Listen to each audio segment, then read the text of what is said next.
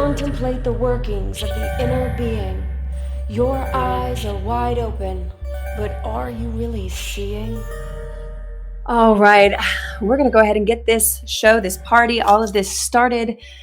This is Mentor in the Mirror podcast, also streaming live on Facebook for anyone that's also checking out the videos. So my name is Cole. My name is Ta. We are Ta Cole. Cole, and this is Mentor in the Mirror podcast, Yo. as I mentioned.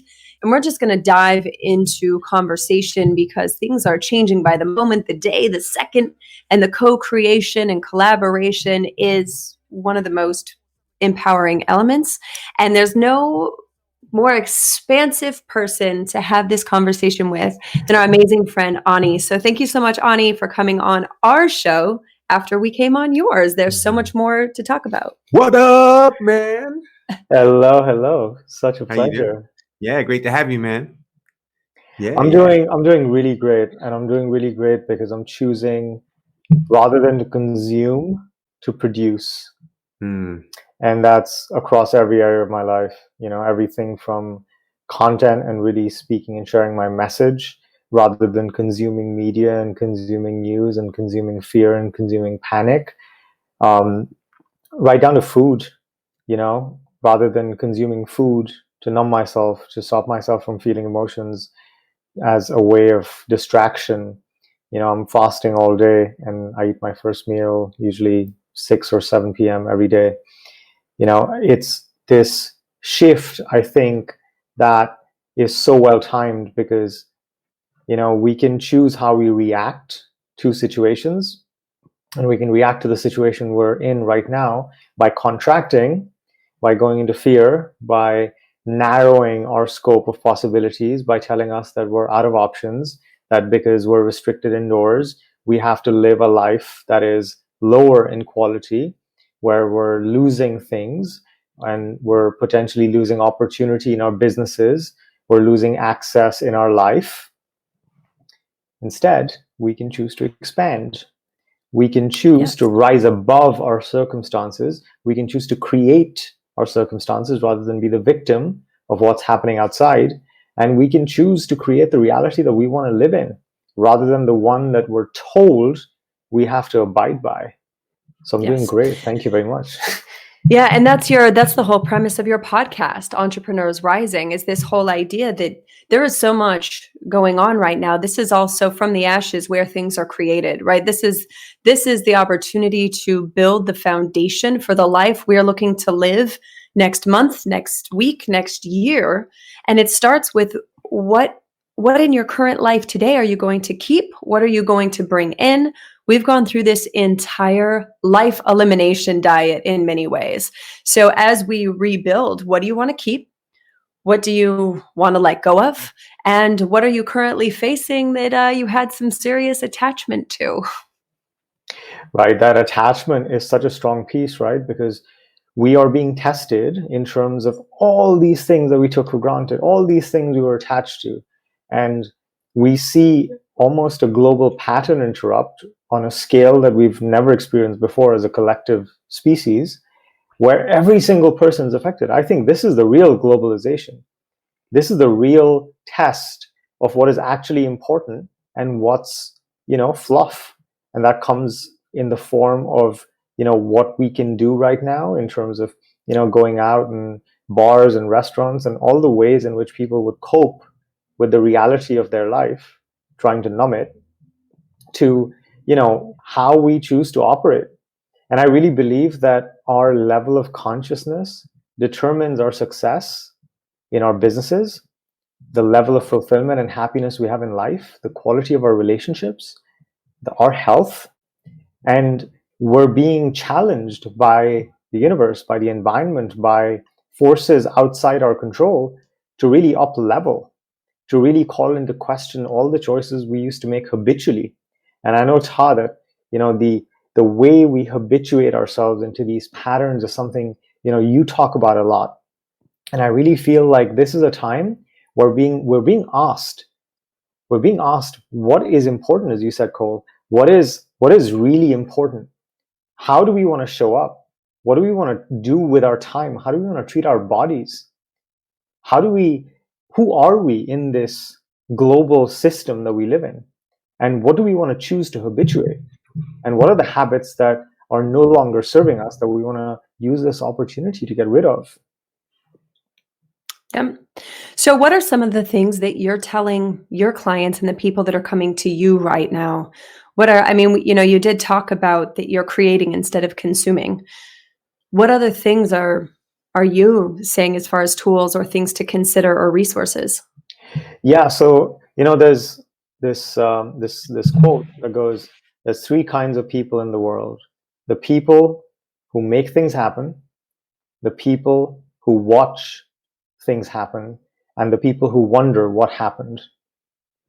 And as entrepreneurs, as business leaders, we have to be in the first category. Because if we're not the ones making things happen, if we're not the creators of our reality, of our business, of our marketplace, if we're not showing up, being seen, and leading, especially when everyone else is panicking and in fear, then we're going to be the ones who'll be watching things happen, who'll be reacting, who'll be victims of our own circumstance, because we spent this entire period, which is the biggest gift any entrepreneur can ask for, and I'll explain why, just hiding, being in our own fear, and feeling sorry for ourselves because we feel like victims. Now, the reason why this is the biggest gift, if you're an entrepreneur, if you're a business owner, if you have any kind of business, you're a leader, you influence people, you couldn't ask for a better situation than this. And I'll tell you why. So number one, this is a time when you can separate yourself from everyone else. This is the time when most people find out what they're made of. And most people are succumbing to the fear, they're succumbing to the panic, they're succumbing to being and yes, there's people dying, there's people seriously affected, and my heart goes out to them. But if you're safe in your home, stockpiled with all sorts of resources and supplies, and you run a business and you're feeling sorry for yourself, sitting at home thinking that, everything's about to fall apart and, you're in trouble, then you need to wake up, because your people, your community, they want you to lead them. And when you speak up, when you allow yourself to be seen, and when you broadcast your message over the treetops, then people hear that. And now more than ever, people are going to see who are actual leaders and who are actually followers who've been masquerading as leaders. The second thing is, most entrepreneurs, and you guys talk about this a lot, have built their entire business on the backs of hustle. And this is something that, entrepreneurship is something that very few people are taught about. So most people think that when I work really hard, when I work, 8 to 16 hours a day, and, I work, and I sacrifice my sleep, I sacrifice my body, I sacrifice my mental peace to grow this business, then I will be successful. And when I'm successful, I'll be happy. And this is this conditional paradigm that most entrepreneurs are busy slaving away in their business, trying to grow it, thinking that eventually they'll take that break, they'll take that year off, they'll travel around the world, they'll spend time with the family. But right now, I have to work. And to add to that, I'm going to stimulate myself with a lot of coffee, potentially some amphetamines and some Adderall. And I'm Adderall, Kratom, all of the exactly all the energy hacks, boosting. Yep. all the energy boosting things, because that's the paradigm I'm living in. Now, this is a global system interrupt for all those entrepreneurs who've been using hustle to build their business, to actually slow down, to actually pause, to actually realize that you can actually create so much more, so much better, and so much clearer when you're not basically burnt out. And most entrepreneurs are using, a predominantly high sympathetic nervous system charge to drive their businesses, step on the gas pedal. And they do this because they want to avoid actually slowing down. Because when we slow down, we have to be with ourselves. And I forget who said this, but the quote goes like, all of a man or woman's problems come from their inability to sit quietly in a room by themselves. Most people are trying to avoid themselves, because most entrepreneurs are creating from a place of deficit. And as long as we create from a place of deficit, we will be unwilling to slow down and actually see ourselves, to be with ourselves, right? And so we habituate pressing on the gas pedal, go, go, go, being in this disease of doing. And this is one of the biggest opportunities any entrepreneur is going to get to actually slow down and really meet themselves, maybe in the mirror. Yeah, man, I think it's entrepreneurs and people in general, man, that are hiding from themselves. They've been taught to, it's been built into our society to actually not feel, don't feel what's going on. Don't feel those feelings. Hold them in instead. Turn it So off.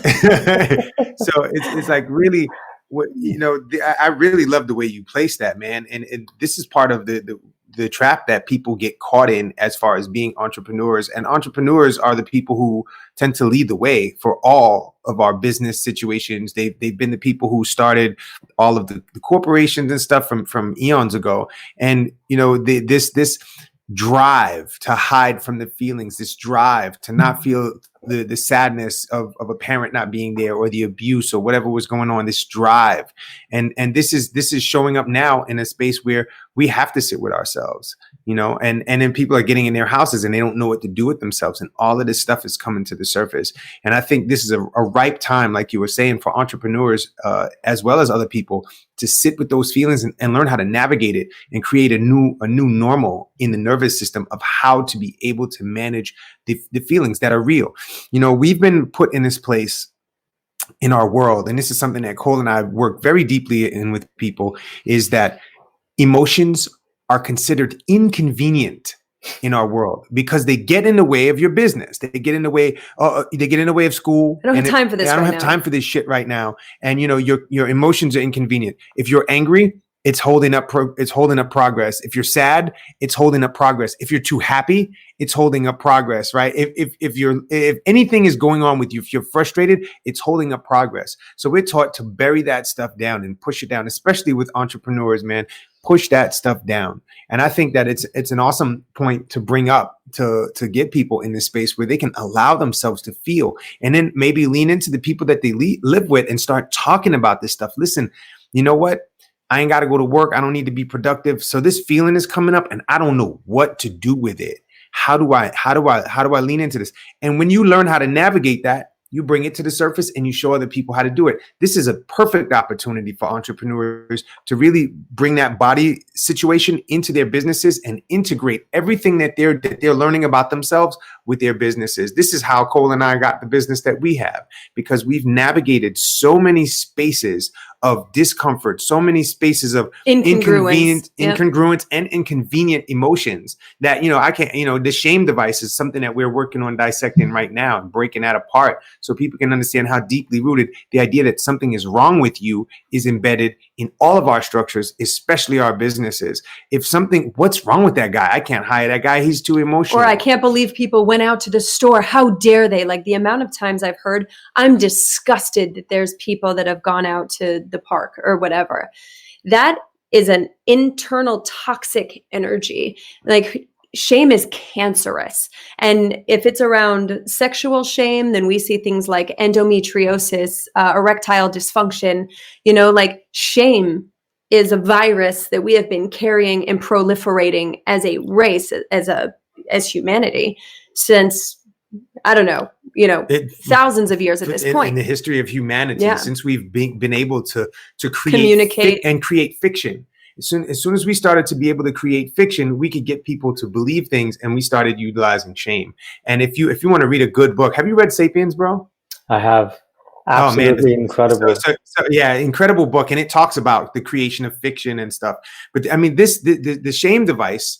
There are two types of fear, right? There's functional fear and dysfunctional fear. And people are in a space where they're trying to eradicate fear. Now, fear is a tool, and it tells you that there's a change that's imminent, right? It tells you, or there's a potential change imminent. So it tells the body to prepare. It tells the organism to prepare. Now, there's fear that protects you from getting hit, right? Or fear that protects you from having an onslaught of some sort.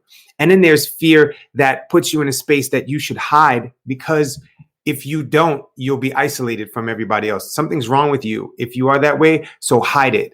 So that's dysfunctional fear. And the shame device drives the dysfunctional fear, and it puts the body in a space where it's looking to protect itself for reasons that are dysfunctional. And man, every entrepreneur that we've worked with that has been in this space that's trying to be on brand, that's afraid that people are not going to buy their stuff if they show up as themselves fully because their emotions are attached to it, and emotions are inconvenient. And it is still the idea of deficit, because it's saying that if I am fully myself, I'll lose my followers, which means I will lose money, which means I do not have enough to afford to lose any at whatever cost. And, that is the opportunity right now, is to also see who of people's audiences they want to take with them moving forward, and not to abandon anyone, but more of the opportunity for them to lean in or lean away to find a system and structure that's actually functional for them. Because on an energetic level, if you are not congruent, that shows up in your money. That shows up in your energy, and that also determines who leans in and who is kind of like, I'm not sure about them. There's something there that's just not quite resonant for me. Yeah, and it'll show up in your body. Yeah, and Tal, like you were saying, there's two kinds of fear. To me, fear is information, right? Fear is information, like all the other emotions we feel. And the ability we have to feel our emotions is the extent to which we can be entrepreneurs and leaders. Because when we don't have a capacity, a kind of resilience, a kind of tolerance for our own emotions, amongst them is fear, it really means that we can't we can't process all the information that's available to us. And as business leaders, as entrepreneurs, as business owners, we can't, when we act based on incomplete information, we make shitty decisions. So our success, it literally depends on being able to receive and be open to all the information that's available to us. But when we're blunted emotionally, when we're repressed, when we're using shame either with ourselves or in the way that it was used with us, which was habituated in our patterns, then we are essentially blocking off all the information that's available to us, because the conscious mind processes about 40 bits per second. The unconscious mind processes 40 million bits per second. So the unconscious is about 40, which is a million times more powerful in terms of information processing. So if you want to talk about decision making, if you can't feel your emotions, if you don't allow yourself to have access to your body, you are literally a shitty decision maker, and you're going to bring your business to the ground, and it's just not going to work. Yes, my man. I could hear you talk all day, man. I love it. Absolutely. And the accent doesn't hurt at all, bro. I love it. Absolutely love it, man. I think that's such a powerful statement, man. The body has to be involved in everything. And that's, when we're working with people, we call it biointegration. It's really getting the body online with everything that you're doing. When your when your sympathetic nervous system is downregulated, and your parasympathetic is upregulated, it allows you to relax, sit back, and actually be able to experience everything around you with so much more quality. It's ridiculous. And that parasympathetic activation, sympathetic deactivation that's the sweet spot, man. That's where everything starts to happen. And that's where you can see everything. You can feel everything. When I'm going to do any kind of business interaction, I get myself into a space where my body is able to feel everything, including the heat in the room, the heat of the other person's body, and knowing how I coincide with another person or the people in the room is really, really important for me to be able to do any kind of transaction with people, be that business or otherwise. And your perceptual abilities in that state are so heightened. They're so much more heightened than being in a contractic, sympathetic, dominant state. And let's translate this to money, right? Because people might be listening and they're like, well, but I need to make money and my priority is profit. Great, I hear you. Your ability to make money is dependent on your ability to understand what problems people have and how to solve them. Your ability to understand what your team members are feeling, how are they doing, so you can motivate them and so you can lead them. Your ability to actually translate what you do and what you into a cogent, empathetic message, which is marketing. Now, every single aspect of your business is affected by the state that you're in when you're operating in that business.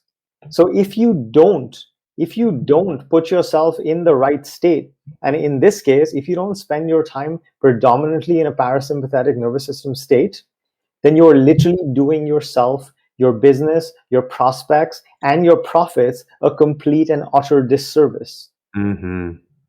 Yes, man. Bong. I just want to, man, you keep scoring with me, man. And for you to be in a flow space the way you were flowing and use the word cogent, I'm in love, man. I am a vocabulary geek. And for, and for you to throw cogent in there and just sew it all together, I love it, bro. Fantastic. Yeah. You know, you touched on something that's been a lot of the focus of the conversations we've been having with people. And until you're first aware of where you are in your nervous system responses and what it's reactive to, so many people are walking around fear of being out of control when they're constantly out of control. And that has to do with the more reactive state you're in. That means if a car door slams or you see a mouse or whatever, you have no control over your body's natural processes that keep you alive. They're designed there for a reason. People have the opportunity right now to slow down and deconstruct some of these patterns through acknowledgement, through felt sense. And until you do that work, you cannot perceive in your teams or the people that work for you when they're in a sympathetic state, when they're in a heightened state, because these are people with kids at home, stuff going on in their families, fear of, everything going on, that even if you're cool and collected, they may not be. And that means they're making decisions from a reactive space. And so now is the opportunity. And you know what? Forget opportunity. Those that take this time to deconstruct and really integrate with their biology are going to be in the long game. They're the ones that are not going to experience a health crash. They're going to have sustainability, optimization, and far more expansion in the marketplace because their body will be able to keep up. Just like in a race, in a car race, the brake is as important as the gas to cross the finish line. And if you go hardcore into what we identify as that Puma energy, because right now there's need and necessity and for a lot of people survival, if you stay in that, it's like holding down the gas around the track, you're going to end up off the track and in the wall because you have to know when to pull back. You have to know when to brake on the turns. Yeah, and to combine both your, words and analogies, right? What's really happening is people are using, rather than the brake, they're using the emergency brake, right? Which goes back to what you were saying, Ta. When we're carrying a high sympathetic charge, this is the state where we're way past the fight and flight responses, where we go even further, we go into freeze, and we literally have to shut down our entire body to decompress. This takes the form of a couple of glasses of wine, maybe half a joint, maybe, watching 4 hours of Netflix continually till we turn into zombies, because that's what it takes. That's the emergency brake. And there's nothing more damaging than using the emergency brake instead of the regular brake. Yep. Well, I'm not even going to go into it. I am going to pause for a second and say, hi, Rob Dial. I love you so much. Come back. I know you don't want to come back from Sedona, but I think that you guys should. What up, Lori Kaplan? What's up, girl? I see you. Yes, we see you, Lori. We have, I know Ron is on the show. Margie Rojas. Yes. Thank you, everyone that takes the time to pop in on these lives or listening on the podcast as well. Appreciate y'all. So, Ani, with what you're seeing for the next 90 days, right? Because right now, nobody knows what normal is going to look like when we can go back to not being under this quarantine impact. What are your projections? What are your beliefs as far as how, to give people some ideas, at least what, from your perspective, what this could look like and what they could prepare for if they are consciously aware? Yeah, that's a great question.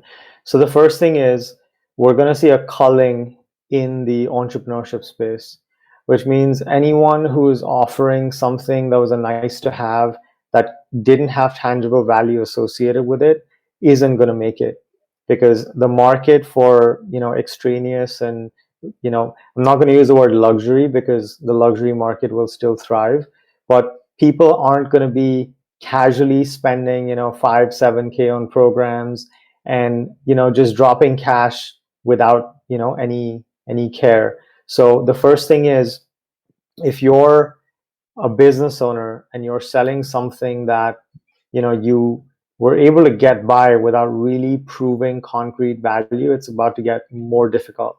So the first thing is, messaging marketing is going to be very key, and really communicating the immediate impact of what you're providing is going to be key. So non-essential goods and services, unless they're adapt, and this means contextualize their marketing and messaging to what's happening in the world, make it relevant, because otherwise it's going to seem like you're tone deaf.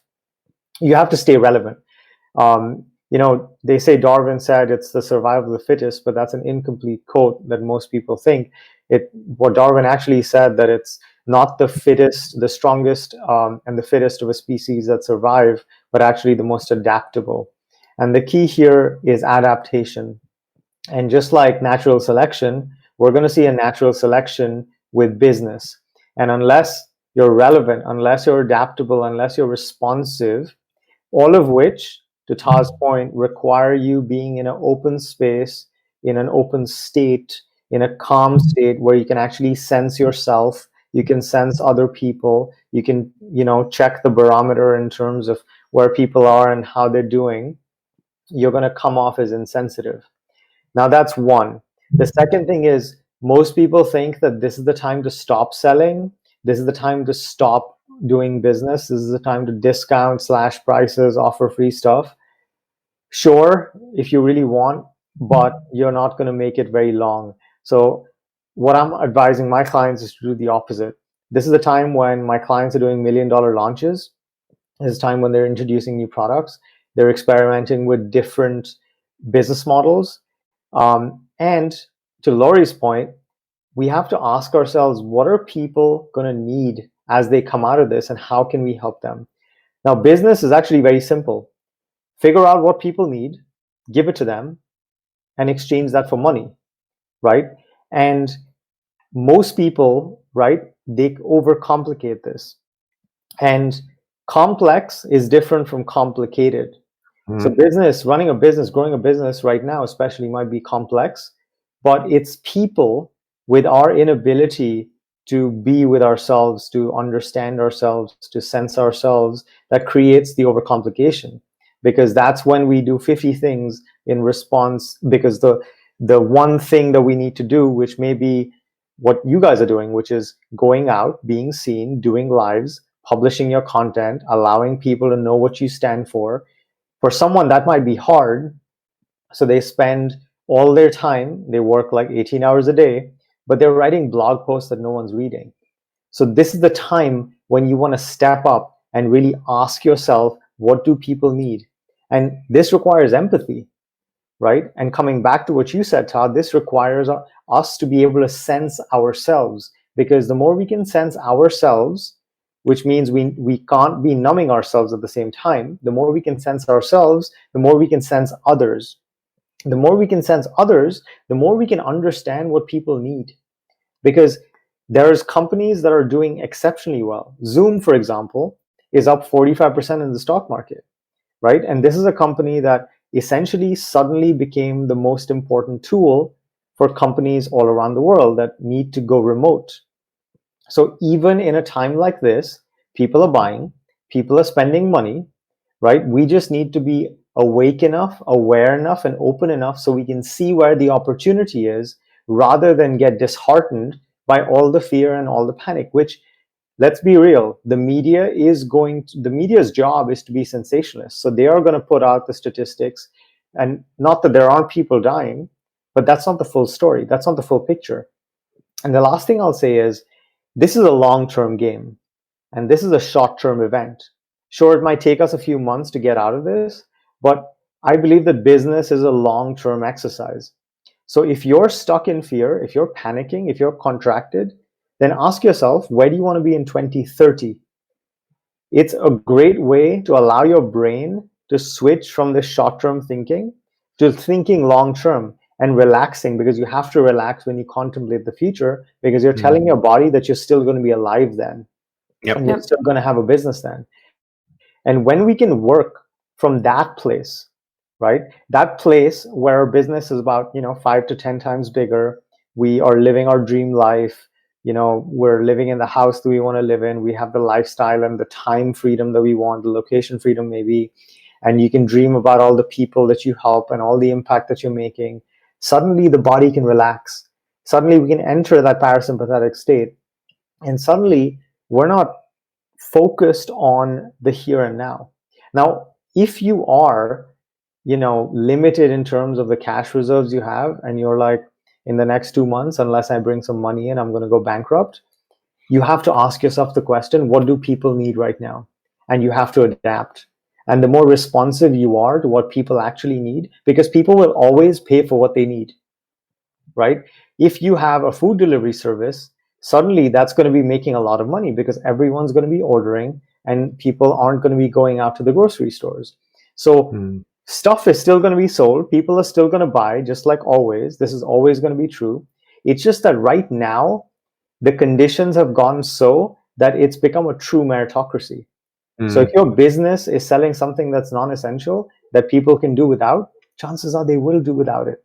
But if you're selling something that's important, that's essential maybe for running their business, to go remote, for people to have access to the same things that they did, maybe you can start a homeschooling company, because I hear parents are going nuts after 2 weeks and they're wondering why teachers only get paid $45,000 a year and nurses get paid $15 a year, $15 an hour.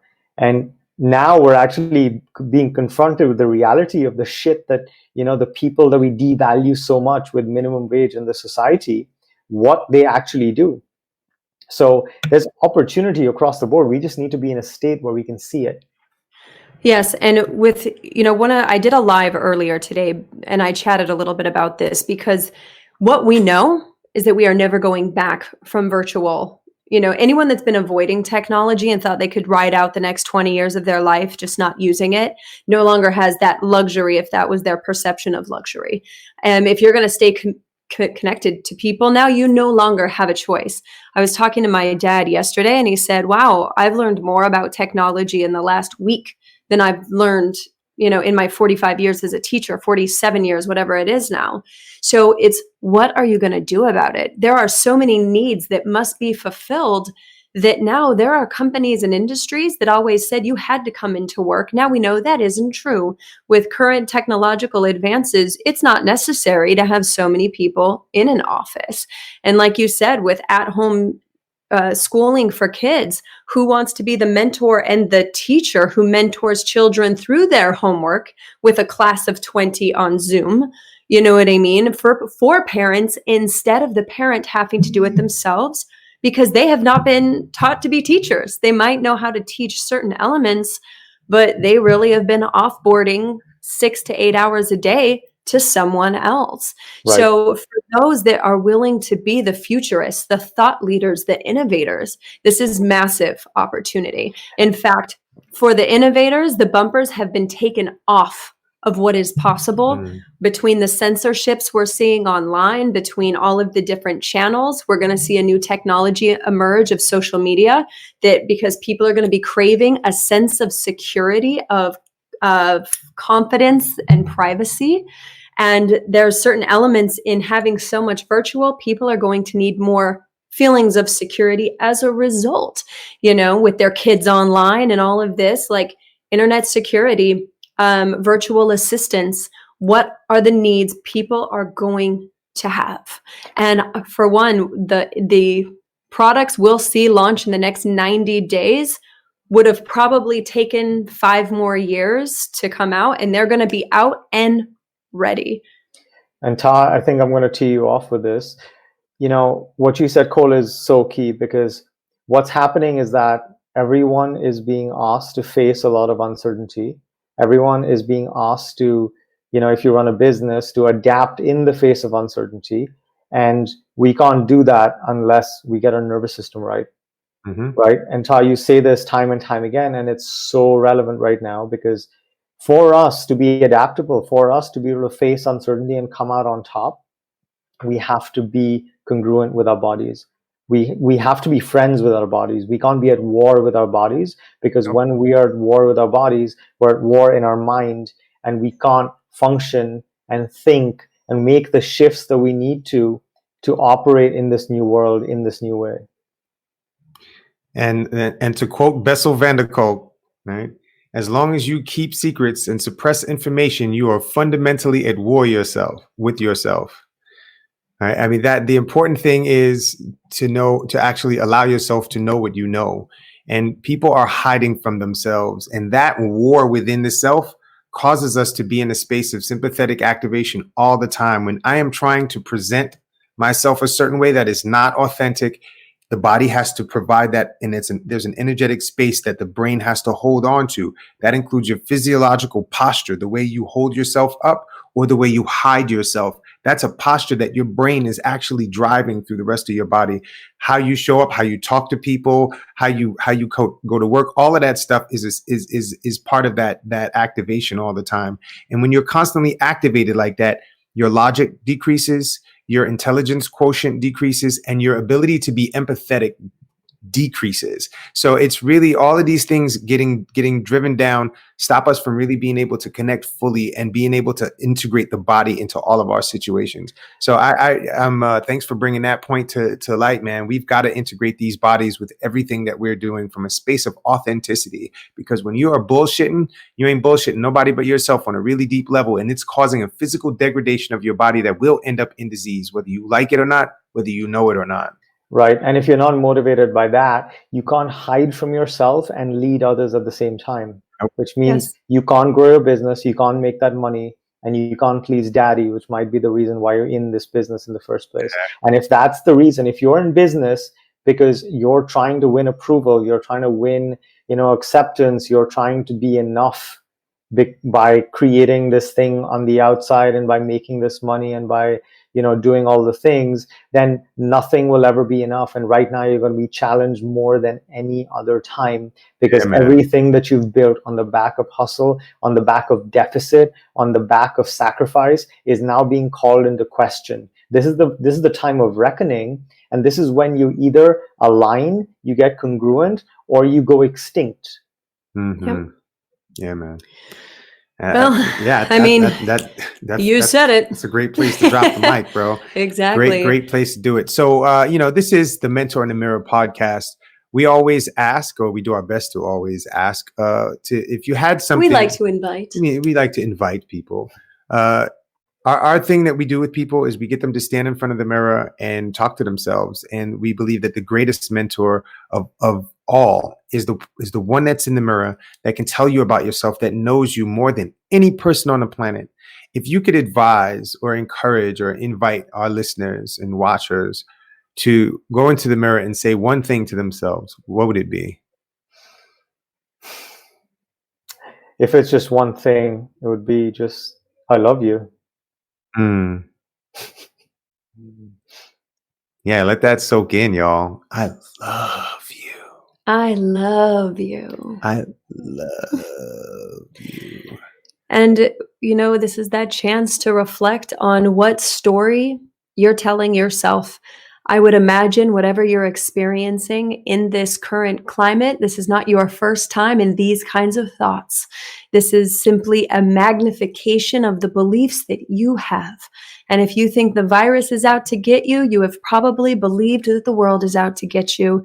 You just may have projected it on men. You may have projected it on scary dogs or pit bulls or whatever. Now it's just being projected onto another thing that is the enemy. So really taking that time to, should you choose to take that time, then the filter and the story you tell after this can be a totally different experience. So that is the invitation. And as always, we love you so much. And if you've loved what you've heard, if you this is a time to share this with people, tag people in these videos. It's the only way that these messages can start to meet even fractions of the fear that's being completely pushed out. Yeah. And before we go, Ani, please tell the people where they can find you, man. Yeah. So you can find me at the Entrepreneurs Rising podcast. Just search Entrepreneurs Rising on all the podcast platforms. My website is animanian.com, ANIMANIAN.com. And, you know, come at me. I have a lot of At me, bro. love and a lot of stuff to share. And, you know, my mission is to really change the world with, um, you know, by helping entrepreneurs, because I believe that entrepreneurs are the ones who are going to, you know, bring us out of this place in this economic climate, this social climate. Entrepreneurs are the ones that are producing, you know, 3D printed ventilators right now, you know, because our current medical infrastructure is completely incompetent and insufficient. Entrepreneurs are the ones that are solving some of the world's greatest problems. And, you know, I want to selfishly impact 1 billion people before I die. And, you know, I really think that the more entrepreneurs we can support and help to really exponentially increase their influence, their impact, everything they do to make a difference, you know, that's really the kind of path to do exponential work. So it's my pleasure to serve. I love you all. I love you both. This has been a real delight. Yeah, and very much likewise, brother. And much Love you more so to much. come. Yeah. So please, again, rate, review, subscribe, share with a friend. We appreciate you. We love you. My name is Cole. My name is Ta. Be Free. free.